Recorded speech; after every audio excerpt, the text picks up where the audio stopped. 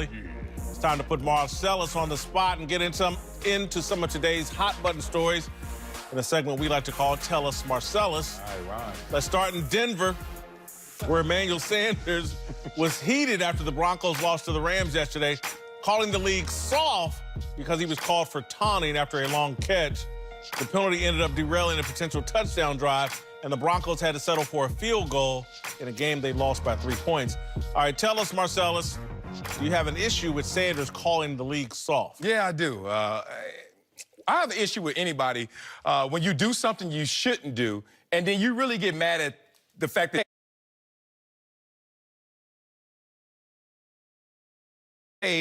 I deserve penalty, but I don't want penalty. And then you try to get all, like, big issue with it and say, buzzword, NFL soft. And you're like, to me, this is a sad place where the game goes when the players are taking the shots at the game instead of understanding that the game is trying to go and grow, and you should be there to help fuel that process. I'm going to go a different route. I have no respect for what he's saying, and this is an indication of where a lot of young athletes have gone. Everybody's a victim. Yeah. Everybody's a victim. He didn't do this to himself. It wasn't his taunting. It's the league, and I'm a victim of a bad NFL rule. No, Emmanuel Sanders thought he scored a touchdown. Yep. And decided he was going to celebrate, and if he got a taunting penalty, that would be 15 yards on the kickoff.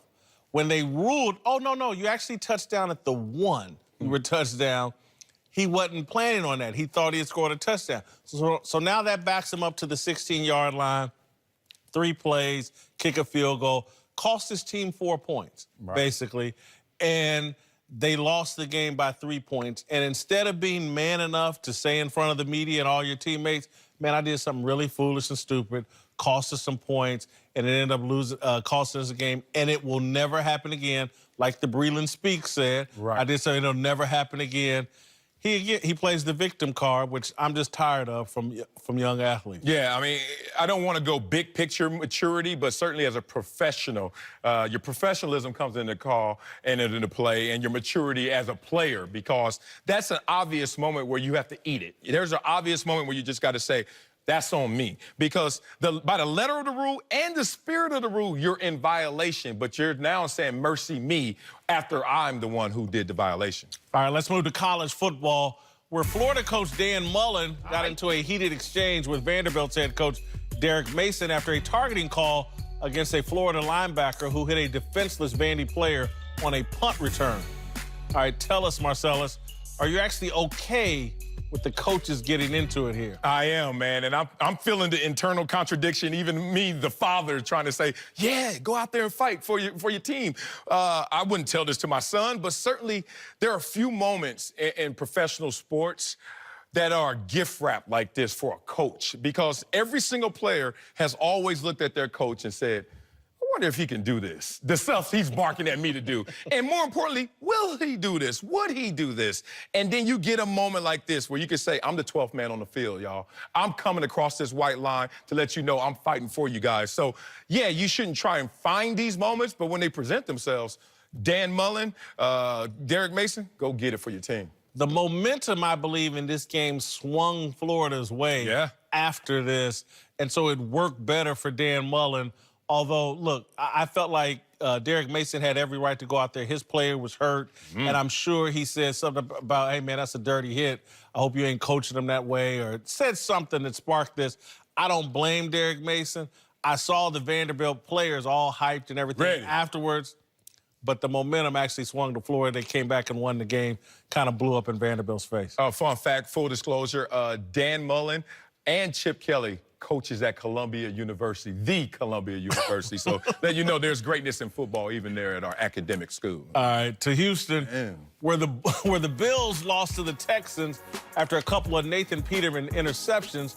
But Peterman wasn't the Bills' only problem, with wide receiver Kelvin Benjamin reportedly refusing to run routes with Josh Allen before the game. Benjamin denied Allen asked him to run routes.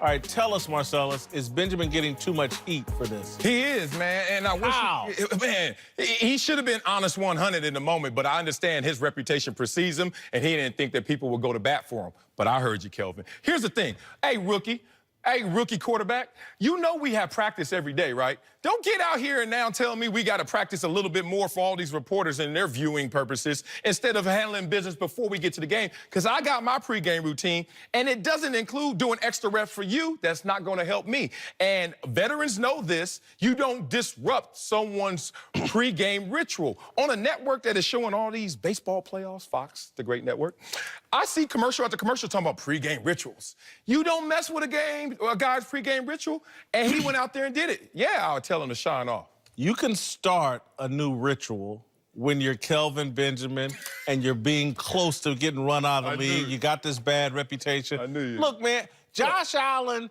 if that's Peyton Manning asking him to run routes before the game, how you think it plays then? Well, Peyton Manning ain't doing it because Peyton Manning, I ain't doing a production for these reporters right here. Why do you think it's a production? Because why isn't he just trying to warm up and get on the same page? Is there a number counter on our jersey say, okay, 1,437 times we're going to do this route? We did it Wednesday. We did it Thursday. We did it Friday. Did it Saturday. Why you need to do it right now, Rook? And Peyton Manning would never go there. I don't interrupt you before the show. You sitting here fine, eating your corn nuts and stuff. I'm just letting you eat. I'm not tripping. But now I'll come up to you, hey, man, you want to go over the A block one more time? You'll be like, dog, chill out, man. Be a vet. Trust yourself. Man, look, I'm with you, Kelvin. You just compared Kelvin Benjamin to me.